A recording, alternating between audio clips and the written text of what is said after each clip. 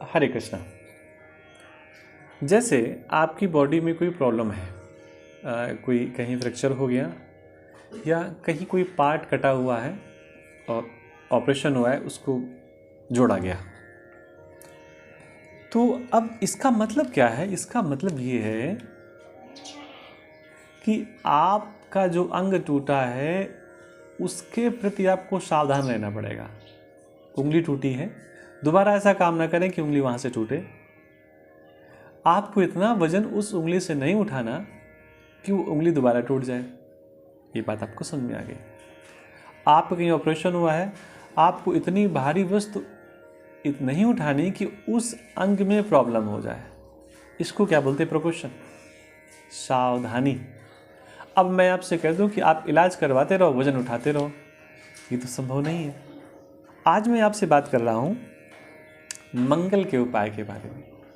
अगर मंगल कमज़ोर है, मंगल नकारात्मक एनर्जी आपको प्रदान कर रहा है, मंगल से संबंधित आपको सकारात्मक चीज़ें नहीं मिल रही, तो करना क्या है? आपको श्री हनुमान जी महाराज की पूजा करनी है। अब पूजा कैसे करनी? घंटे पर वहाँ बैठेंगे, दर्शन करना है, प्रणाम करना है। और प्रमुख रूप से अगर आपके निकट दक्षिण मूर्ति वाले हनुमान जी महाराज हो तो उन्हें प्रणाम करना है। प्रणाम करने के साथ हनुमान चालीसा का पाठ करना है। भाई, जिसको आप प्रणाम कर रहे हो उसको गुणगान तो करना पड़ेगा ना, उसकी पॉजिटिविटी पाने के लिए। और उसके साथ मसूर की दाल या लाल वस्त्रें, इनमें से कुछ भी आप दान कर सकते हैं। ब्राह्मण को दान कर सकते हैं।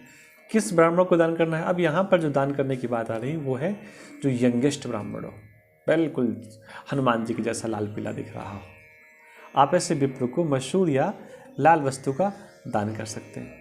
यहाँ तक तो आप बड़े आसानी से कर लेते हैं, लेकिन प्रॉब्लम कहाँ पे आती है?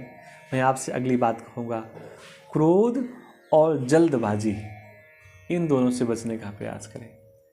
क्रोध ना करें, जल्दबाजी ना करें, किसी भी काम को बहुत फास्ट करने का प्रयास ना करें। थोड़ा सा अपने मन को शांत रखें, थोड़ा सा धैर्य रखें, क्रोध ना करें। आप जब इस प्रकार क्रमबद्ध तरीके से काम करेंगे तब मंगल आपको पॉजिटिविटी देगा, तब हनुमान जी महाराज आपको सकारात्मकता प्रदान करेंगे। आप सोचो, पूजा कर लिया, प्रार्थना कर लिया, चालीसा का पाठ कर लिया, परिक्रमा कर लिया और क्रोध कर लिया, तो क्रोध के बाद जो पिछले सारे पार्ट थे वो सारे व्यर्थ तो नहीं कह सकता, लेकिन कमज़ोर हो गए, उनका प्रभाव थोड़ा सा कमज़ोर हो गया। तो कहने का मतलब, अगर आप मंगल का उपाय कर रहे हैं, हनुमान जी महाराज से जुड़ रहे हैं, तो हनुमान जी महाराज को समझें, तब हनुमान जी महाराज आपको कृपा प्रदान करेंगे।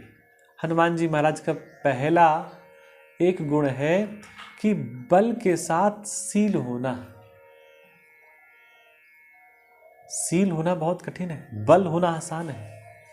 बल तो परशुराम जी के पास था, असीमित था, लेकिन शील होना कठिन है।